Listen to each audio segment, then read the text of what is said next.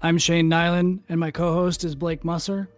And these stories you're about to hear are from Weapons Company, 2nd Battalion, 4th Marines, 1st Marine Division, about the events surrounding and directly from the mouths of the people who were in Ramadi, 2004.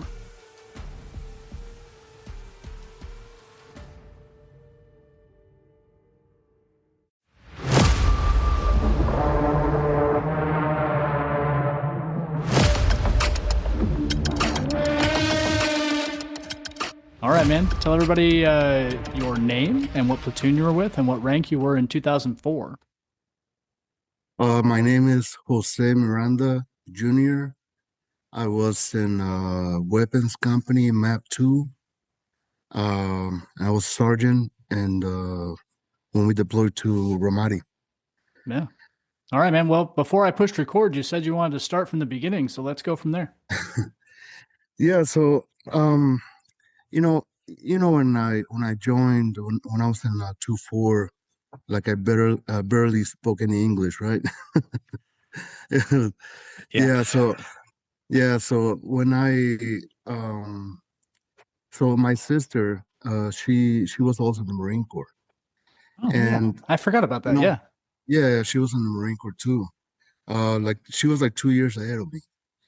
So when I was 15, she was telling me about the Marine Corps, and then I kind of had that in the back of my mind, right, that I wanted to join the Marine Corps.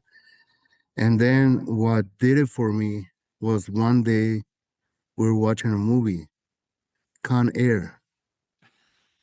You know which one I'm talking about? Yeah, the Nicolas Cage movie. Yeah. Yeah. So we're watching that movie. The first couple minutes, he gets into a fight outside of the bar. He Yep. kills a guy, right? Yep. And then she's like, "Did you know the Marines can kill a person with their own hands?" I'm like, "Really?" I'm like, "That's what I want to do." So, yeah, dude, that movie, guided me towards the Marine Corps, I guess. That's So awesome. Nicolas Cage was your recruiter. Yeah, more or less, yeah. And then when I got to recruiting office, they asked me, "What do you want to do?" I looked at a poster. I'm like, "I want to do that." And yeah, that's pretty much how I got in. I went through boot camp. I didn't know fucking English at all, dude. I didn't like, well, kind of, I understood a lot of stuff, but I couldn't talk too much. Yeah. And then one day they were issuing our camis, and they were asking for sizes, right? And the guy right next to me, he said, ML. I'm like, the fuck is that? And then they got to me and they're like, "What's your size?" I'm like, ML. So the whole time in boot camp, I was wearing like this baggy ass camis. Large trousers. Oh yeah, dude. It was like, it was bad, but So yeah, man. Like I joined in February 2001. Yeah. Okay. I went to Paris Island. Mm-hmm. Then I went to um SOI and Camp Lejeune. Mm-hmm. When I got to 2-4, at the beginning when we got there, it wasn't that bad. We thought we were gonna go somewhere else on a mule or whatever. Mm-hmm. And then 9/11 happened, and I remember that day well, I don't know about you guys, but I was a working party at the crack houses. Yeah. You remember the crack houses? Oh yeah. No, Yeah, that was on that working party too. Yeah, we were tearing that stuff down. We were doing a lot of stuff in there, and then they called us in. It was like early in the morning, and we went to, I guess, the rec room, and that's when they told us 2 planes hit the towers, and we might be going to war. That's what they said, and like we were like excited. I don't know why, but we were excited. But then it kind of sucked after that because we were stuck in the like QRF. Yeah. You know, I don't know if you remember that. And Yeah, Operation Noble Eagle is what they called it, where we were supposed to be the response force for the western portion oh of the yeah, United States. Yeah. yeah. I remember our senior Marines that were fucking with us. They were telling us we were going to Disneyland, and we're like, I'm like, really? Like, yeah, you gotta protect Disneyland. I'm like, okay, sure. That was funny, dude. That stuff like afterwards, I'm like, this fuckers, they were fucking with us. So yeah, man. And then we went on the Mew. We were stuck in Okinawa for a year, and um, I mean, it was a good time, Okinawa, like I didn't really mind it that much. Yeah. Um, we had Gani Maraki as our platoon sergeant Yeah. when we got there, and I remember, I remember, like we were the first, our platoon, the first up in the mornings. He would always take us for runs, Yep. and it was not just like a 1 mile run. It was like 3-5 miles a day, and 5:30 in the morning we're outside in formation. And then probably, back then we're like bitching and complaining about it, but I don't know, like I think that kind of built some character, For sure. like heart, yeah. So, we got back, and I mean they told us we're going to Iraq, and kind of, Yeah, you're kind of leading up to it, but do you remember much about the workup? Like, because we only had a short period of time. We had maybe, let's see, we got back August-ish time frame. So we had yes. September, October, November, December, January. So 5 months really. And then we Mhm. left to Ramadi February 16th, most of us. Not everybody. Some Yeah. people left earlier, some people left later. But the biggest part of the battalion element left on the 16th. Um, to tell you the truth, I don't remember much about Okay. that. No, that's okay. Yeah. It was a weird time because a lot of people separated from the platoon. Some people went to camp guard. Some people went on temporary assignments. Some people went to division schools. Like, for example, Blake went to Mm. multiple division schools. Oh, okay. And so he wasn't with the platoon. He came back Christmas time and then we deployed. Like, it was like instant. Yeah. It was it was back to back schools, and then I basically had enough time to pack my sea bag to head off to. Oh, really? Yeah, it was actually quite disjointed for me, but Yeah. Were whatever. you in the early working party? I mean, on the early. No, what it was I got sent to, like, let's see here. I went to the McMap training, to be an instructor. Then I think I went to Hearst, and then I went to Mhm. boy, all of it just fell out of my head. I went to the Arabic school. And so it was just back to back stuff. Like, I was going to the Arabic school when you all went to March Air Force Base, for example, Oh, to okay. do that mount training package. But that was in January, and then I got back in enough time to get dropped to the unit. But I didn't train at all with Oh, with us, yeah. the unit prior to getting over to Ramadi. But Mm. as we all know, you learn quick Yeah. what needs to happen. So Well, then, Well, I mean, I think, going to Iraq, I don't think uh, you knew everything that was expected, you know, going up there. Mhm. Our mission wasn't we were not the main force at the beginning. right. We were just there to, with the hearts and minds and all that Yeah. crap. So it was something new for the Marine Corps. We were part, the Marine Corps as a whole was part of the push and took Baghdad and took all the outlying areas. And then different units went out to different sectors. And when we showed up, we relieved an Army National Guard unit. And you're right, we were supposed to be doing security and stability operations. We weren't supposed to Yeah. be we didn't think we were going into house to house fighting. We were supposed to be handing out soccer balls and making sure the hospital was working. Yeah. Oh, at least that was the plan, right? Yeah. Yeah. Yeah. I mean, yeah. So I don't know. You asked people that if they drove, to Iraq, and Yeah. yeah. I mean, I was a driver.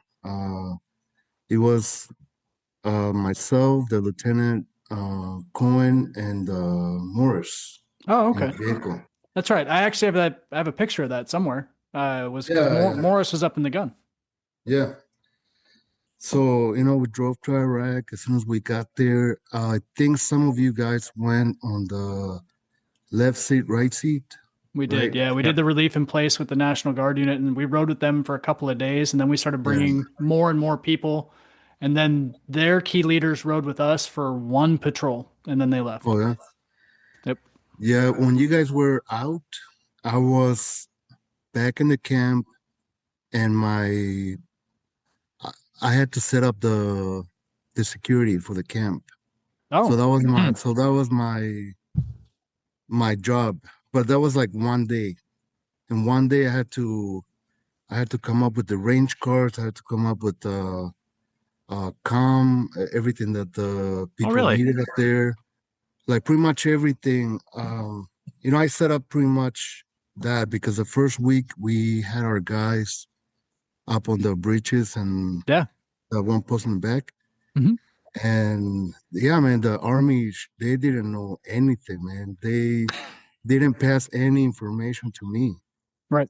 They're just like, okay, so we're up here, North Bridge, South Bridge, and that bridge, and we have two people here and two people here. It was just basic stuff, but they didn't have any targets, anything mapped out. They didn't have anything. So basically, I took my guys up there and they started drawing the range cards. I took those to our CP and we started from there. I had no You know, idea that you did that. yeah, Obviously, I was riding around in Humvees with people who also weren't telling me anything. They were just yeah, they were driving as fast as possible, and they'd be like, "Oh yeah, that's the police station," and it was go 1 second, it was gone by. yeah, Like they didn't tell us a lot, unfortunately. I did not know Well, I that don't think you. they knew. I mean, Yeah, Miranda, you commented like they didn't pass along the information. I don't think they had the information. I don't think they made range yeah, cards. I think they just stood up there and were like, "Well, there might be bad guys out there." yeah, I don't know. yeah. They were winging it, They basically. really were. But I can't remember before us. Were they getting engaged too much or No, not really? No, no. right? According to the very limited information that they did pass, they had been having regular meetings with the chief of police.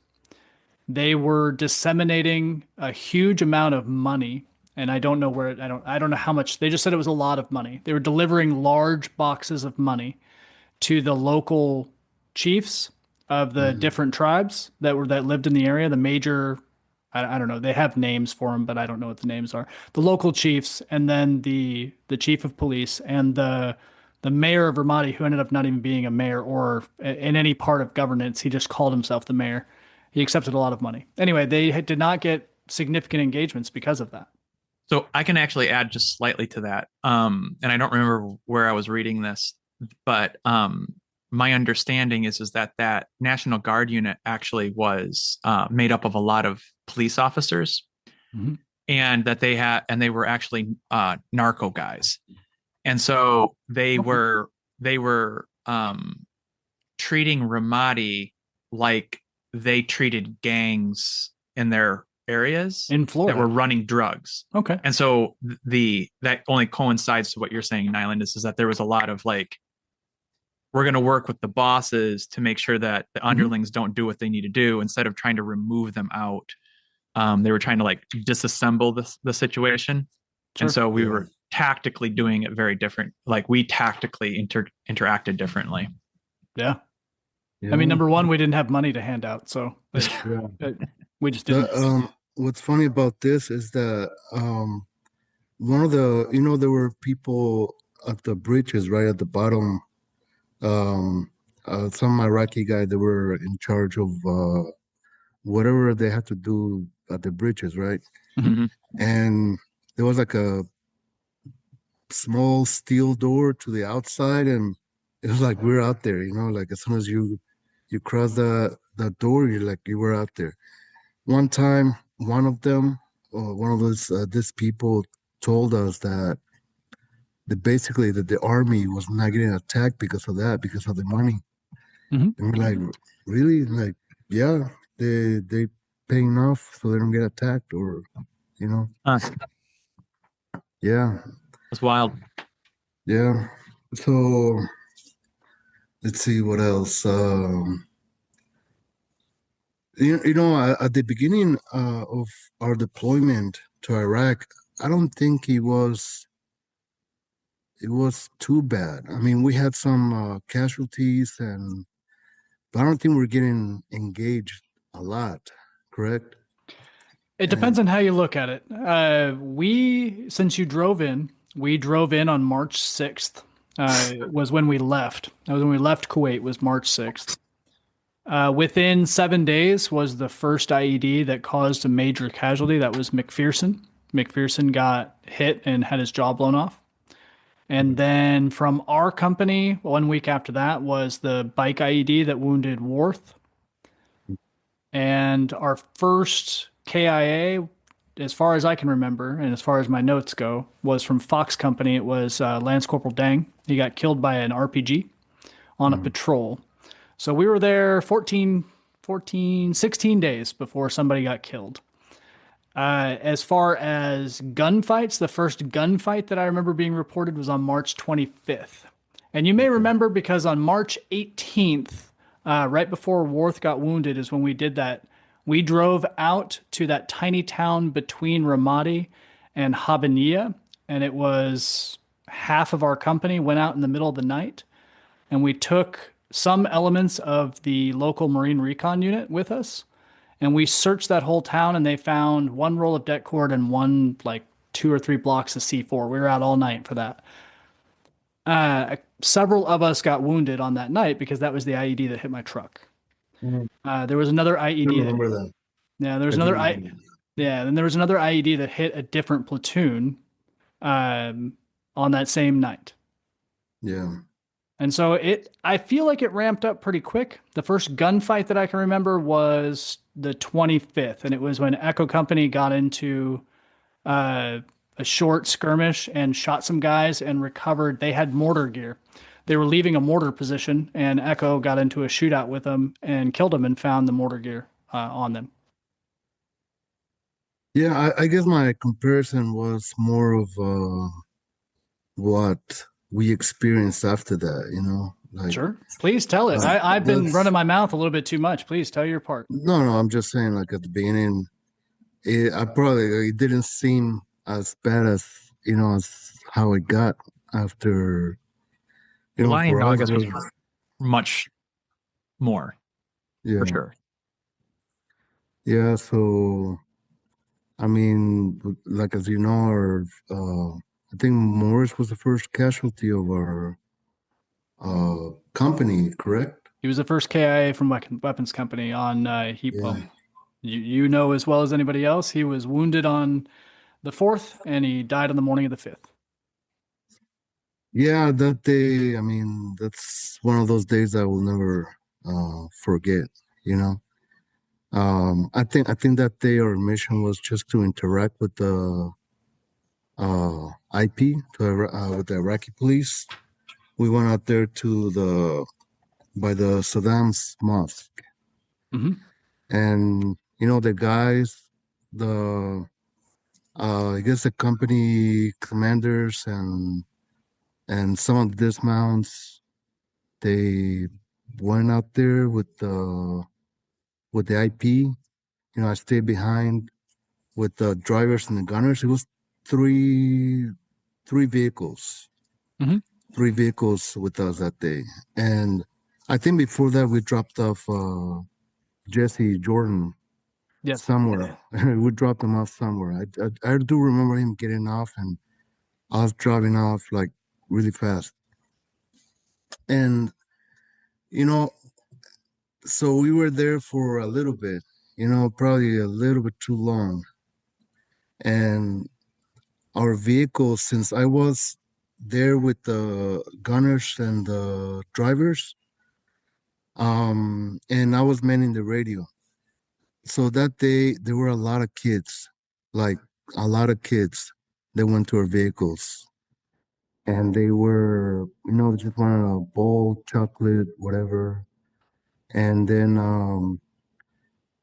um, something happened. Well, Morris, he tells me like, "Hey, Sergeant, I need to take a piss." I'm like, "Okay, just switch off with Cohen." So they switched off. Morris went down. He was taking a piss. And then he started talking to some of the kids, and we started exchanging money because he wanted money for his dad, Hmm. to kind of like send to his dad or whatever.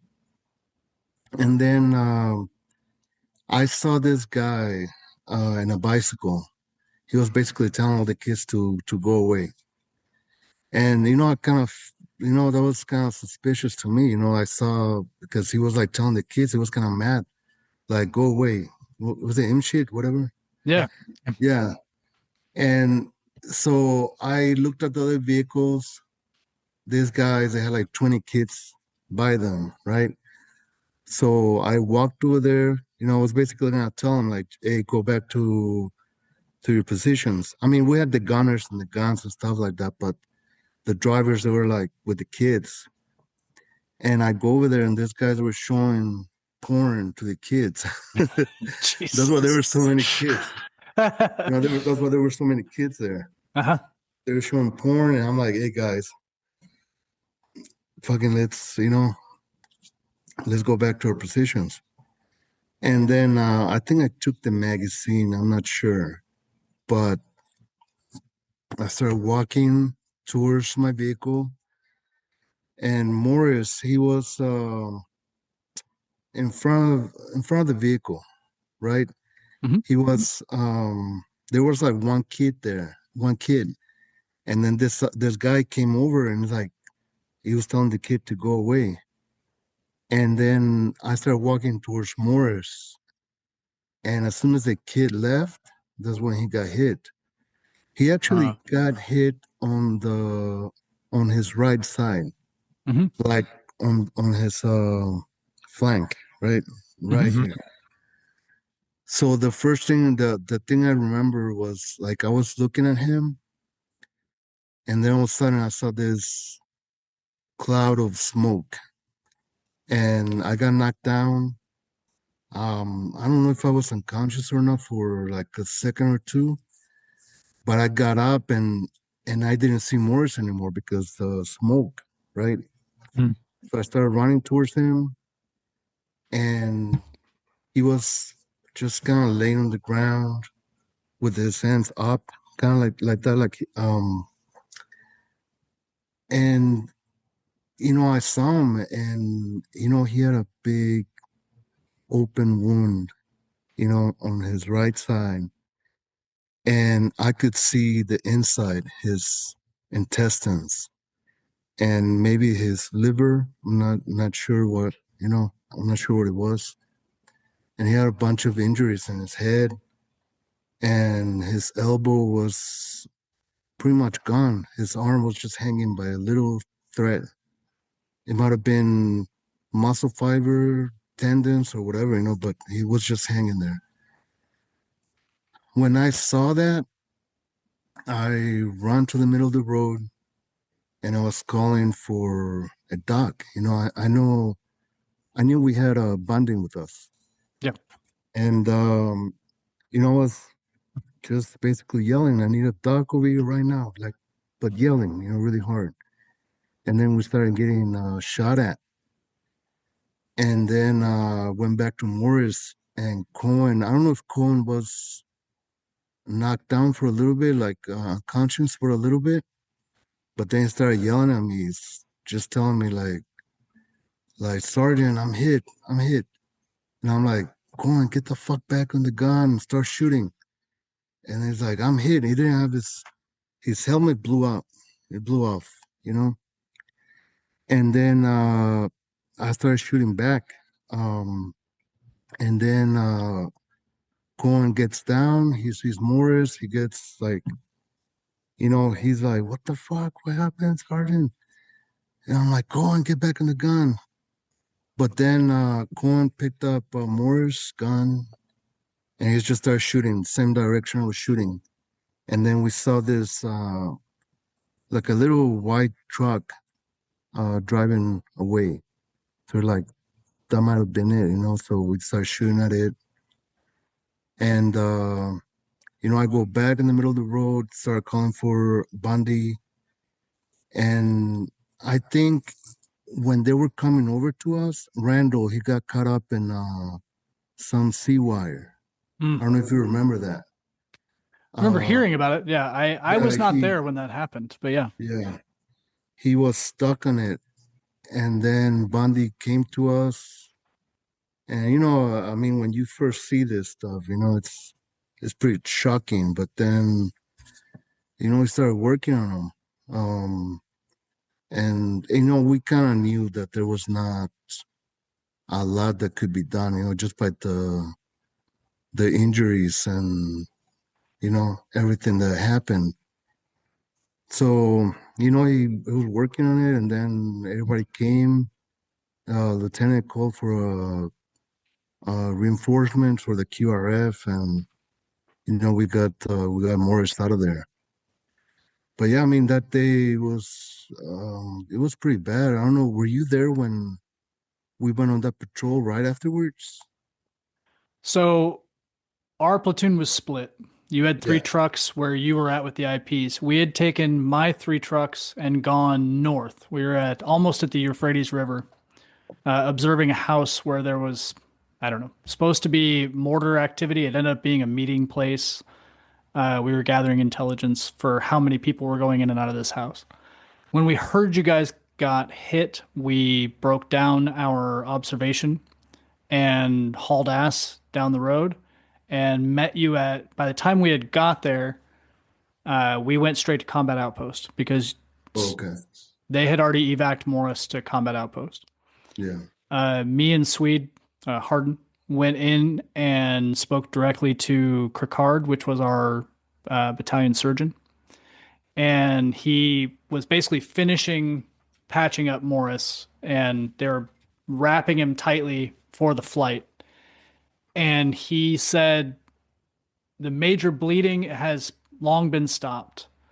And he specifically said if he makes it through the night, maybe he'll make it. He's like, he said the human body is amazing. He just said like this, random. I don't know. I think it was the worst thing he had seen to that point because it was pretty early. And he was trying to be nice, I think. And he said if he makes it through the night, the human body is amazing. Maybe he'll make it. As we were coming out, me and Swede were moving people out of the way, and Doc Borrego was there at Combat Outpost and was helping us clear people out to run him to the bird. And we ran into David Swanson, that photographer who took all the pictures of all kinds of shit around Ramadi, and he was trying to take a picture of Morris up close, his face and his injuries. And Swede moved him back, picked him up and moved him back physically.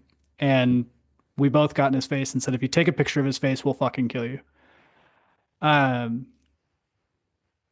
We then carried Morris over to the bird, got him loaded.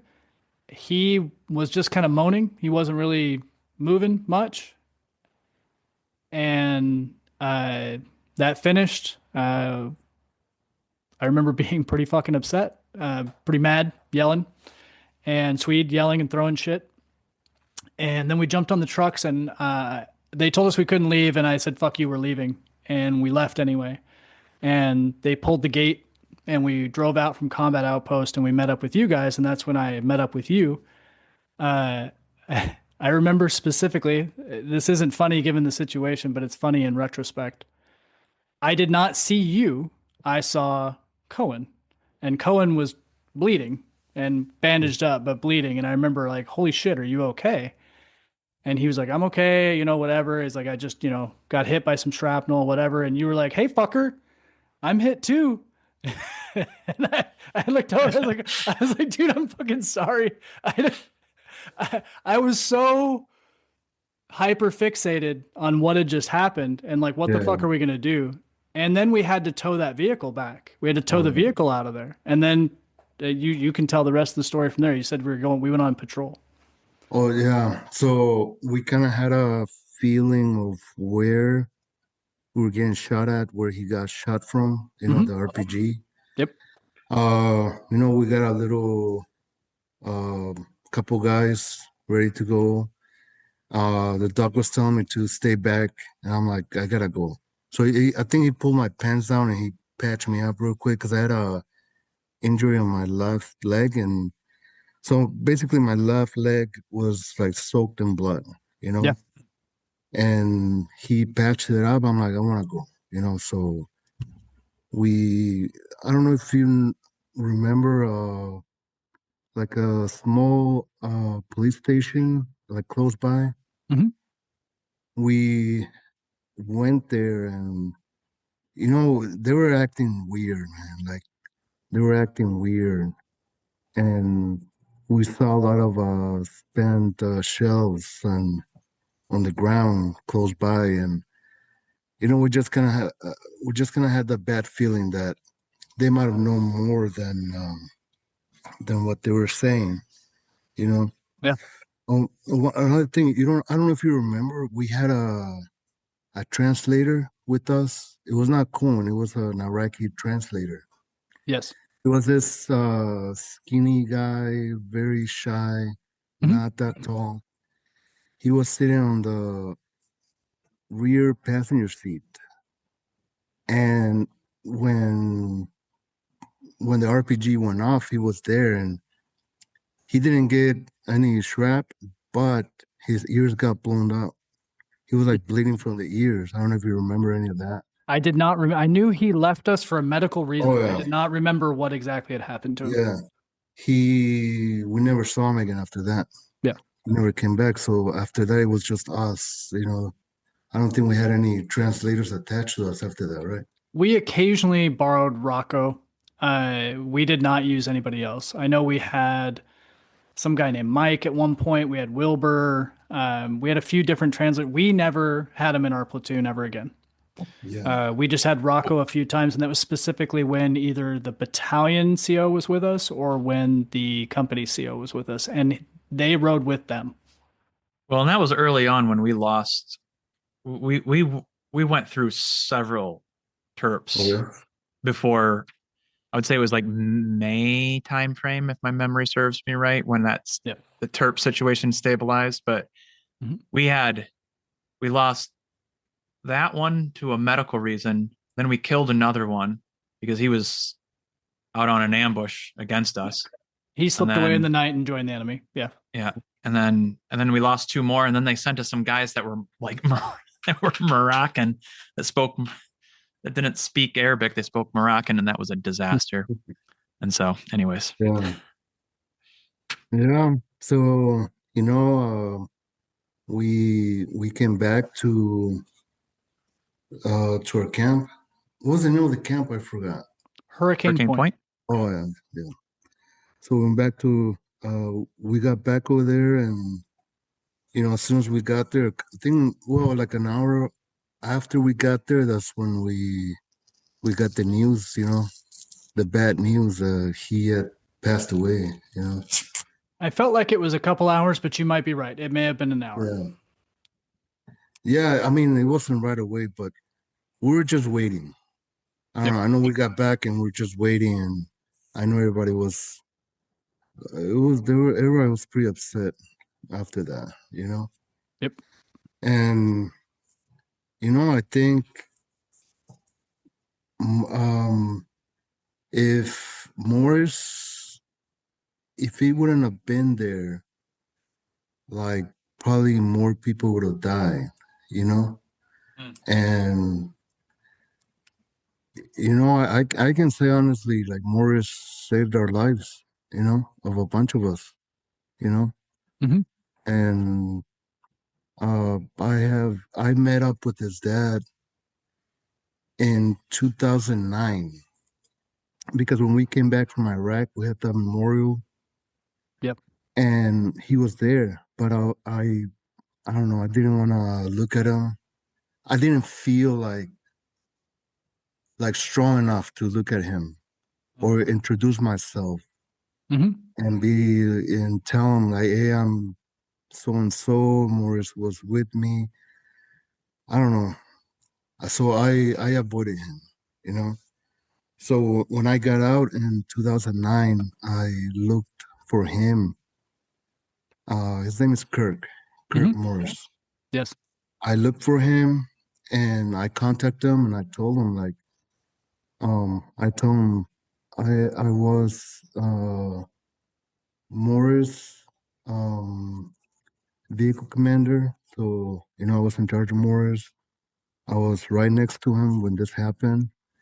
I would like to meet you to give you some stuff. You know, I had probably like a cover, something like that, you know, that Mhm. was Morris. And I'm like, I want to show you some pictures too, if you're, you know, if you want to meet me.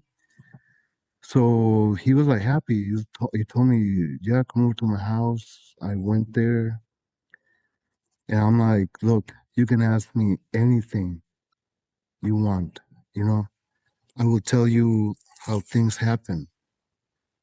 And he wanted details, you know, no matter how graphic they were.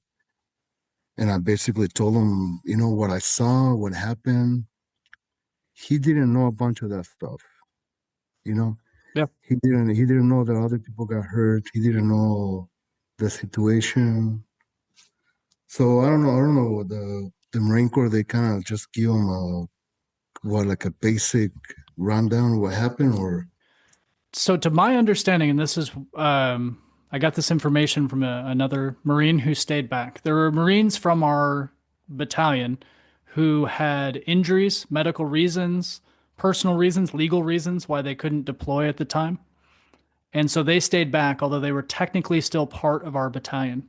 okay. And they got the task of contacting families when people were injured. They didn't have any information. They didn't know anything. They would simply say, they would call and be like, you are the next of kin for, we'll just use me as an example. You are the next of kin for Shane Nyland. Yes, no. Just to inform you, he's been wounded in combat. He will be in contact as soon as he can. That's it. In the case of someone who was killed, they didn't even do that. It went, so they would call the teams that would go and show up at the house. And it would be a chaplain and usually a staff NCO or an officer who would show up at the house and deliver the news in person. And they never got any information. And so I don't know what happened after that. We were so damn busy after that. I would imagine in some cases you would get a letter or something from probably our chain of command, but our chain of command was, I mean, literally the next day we went out on patrol on the night of the 5th, and then we didn't even go to sleep because we got back, we ate chow, and then the 6th kicked off and we fought all day. Yeah. So there was no chance to do anything. Yeah, so I mean, I'm glad that I reached out to him. Me You know, too. maybe that gave him, I don't know, man, not closure, but you know, something more than what they told him. I showed him pictures, and then he has like a room, kind of like a trophy room Hmm. with more stuff, and you know, he was showing me around his property where Morris played, you know. So basically, like everything, I don't know if you ever talked to him, but he's a really good guy, man. Like he really looks out for veterans, you know. And he actually fought with the city of Gurney, Illinois, because they wouldn't let him stand a memorial for his son. Yeah. And he ran for mayor or something like that. Mayor, yeah, mayor or something like that. Good for him. So he could do that, you know. So yeah, and I mean that was pretty bad, you know, pretty bad time. Not one of the worst things we saw. No, actually, that was the worst thing we saw, but we saw other things, you know, um, when we were there. So after Morris, I don't know what happened with us after that, but I felt like that gave us a lot of like a lot of will to fight, you know. Yeah. I would say probably revenge or whatever, but I know after that, like nobody was afraid of anything. Like honestly, every time we went out, there was nobody saying like I don't want to go out, I don't want to die. Nobody, everybody was like ready for whatever, you know. Yep. And I kind of like that about our platoon. Like none of the guys post out about it. Like everybody wanted to fight. Everybody wanted, and I think because of Morris, we fought even harder. Because we had a bigger purpose. You know, because we wanted to get back at these guys. Honestly. I agree. It went from there were a couple of tears shed on the morning of the 5th, right when we got the news, and it turned to anger real fast. And when the call came out on the 6th, everybody was like, "Oh hell fucking yes. Now I'm ready." And it was a lot of aggression, and very much so. Remind me, the 6th, where were we? So the official title of where we ended up would be the Sofia district. It is up by the Euphrates River, after the big major bend, after the farm fields near Racetrack Okay. and Nova, if that makes any sense. It is larger houses and larger yards, and there was a couple of smaller mosques out that way. On the 6th specifically, we were called out because the sniper team that was in the North Sofia district had gotten pinned down and had no longer made any comm checks. They did not know exactly where they were.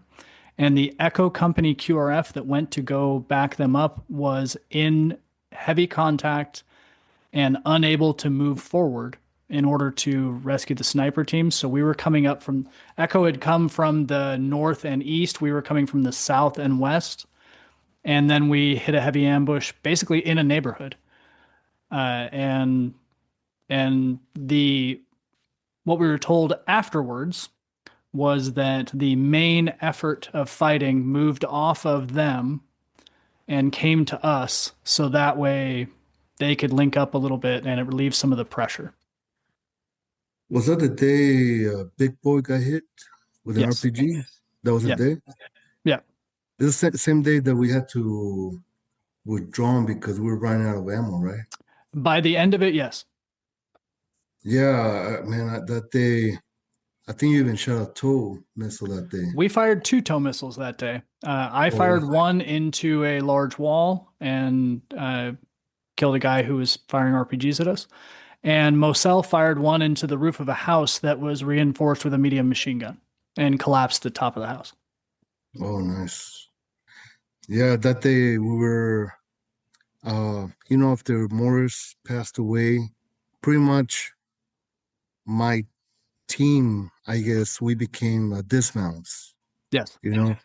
So when we got into that firefight, we were just going from building to building, breaking doors, trying to get a vantage point. So that's what we were doing. While you guys were down there shooting, we were like breaking doors, going from house to house. It was pretty exhausting, but we were out there for a while, dude. Yep. Like it seemed like hours and hours, and If I remember correctly, the first day it was about 7 hours before we finally made it to the sniper teams. Rainmaker came and reinforced us and gave us a little bit of ammo because they had some. And we loaded up I believe it was the snipers. It may have been some of the Echo QRF casualties, but I'm pretty sure we loaded up 2 of the snipers into Rainmaker's high back, and we evacuated the casualties, as many as we could, as fast as we could. And then I went back to Hurricane Point and met with the rest of the platoon there, and we reloaded ammo. And we did not go back out again until the next day. Yeah, that the first day I remember coming back, it was probably already getting dark. And, we were hungry, tired, So we went to the chow there. Mm-hmm. And I remember everybody was pumped. Everybody was, saying what they did. And then I remember like probably I think asking you like, what the fuck were you shooting at with that tow missile? It's like, oh, there was a guy behind the wall. Uh-huh. I'm like, did you see him? He's like, oh yeah, I split him in half. I'm like, all right. Yeah, that's Yeah. accurate. Yeah, and everybody was just, talking about like excited, like about what they saw, what they did, and Mm-hmm. yeah, man, it was a good time because we were like that, like it felt like a unit, Yep. it felt like unity, like we were in the same like synced, you know what I'm saying? Yeah. Mm, I don't know, Monster, did you? Sorry, I don't mean to take over your podcast, but It's I'm why we're sure here. Exactly I'm it. We're here No, for this you. is Yeah. I'm sure you guys also went through something like that, right? Like I know you guys got a lot of combat too. Oh yeah, no, I totally was picking up what you were putting down with that. There was the that baptism by fire is a real thing, Yeah. Once your unit, once you get hit with that first major no, this is it, this is for real. And you come through on the other side and everybody does what they're supposed to do. There's no better feeling. It's a definitely a little bit of a dragon that you chase the rest of your life for sure. Yeah. Because you never really can quite find that kind of connection again. Because because it's wild, because you'll have, you have your really good friends, in the military, and then there's always a handful of people that aren't necessarily people that you thoroughly enjoy, but it's a family, and so you still love and support them, and still want to go out and fight the next day with them. So definitely know what you're talking about. The next after that, I remember one time during those 3 days, there was something going on that they they were calling for help, for QRF. Mm-hmm. And our platoon, like map two, we suit up, we're ready to go. We were over there by the loading area, and we're like, let's go, we're ready. And then we got a call from the CP, from our CP, that QRF had to go, but we were ready. We were ready to go, and we're getting mad because we were not going, because we had to wait for the QRF to go first.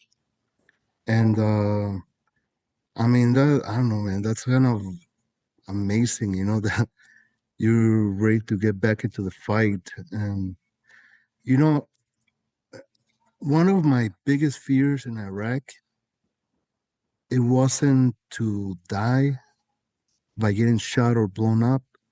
It was by getting captured. Hmm. That was my biggest fear. I always said to myself, if I ever get captured, I'm gonna kill myself. I'm not gonna let those fuckers like do something to me. Yeah. So that was the whole deployment. That was my biggest fear, Hmm. getting captured. I don't know if you guys ever experienced anything like that, but for me, that was it. Um, I can't remember what day we went out. We were also we getting shot at.